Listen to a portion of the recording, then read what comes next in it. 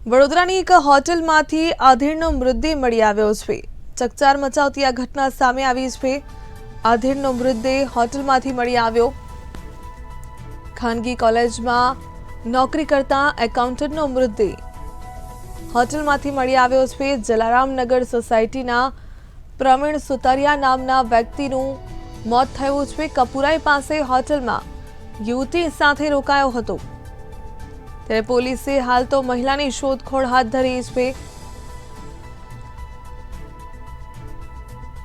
ખાનગી કોલેજના એકાઉન્ટન્ટની લાશ હોટલમાંથી મળી આવી છે।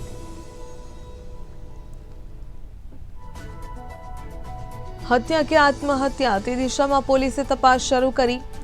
જલારામનગર સોસાયટીના પ્રવીણ સુતરિયા કપુરાઈ પાસે હોટલમાં યુવતીની સાથે રોકાયો હતો। ત્યારબાદ તેની લાશ હોટલમાંથી મળી આવી છે। હાલ તો પોલીસે મહિલાની શોધખોળ હાથ ધરી।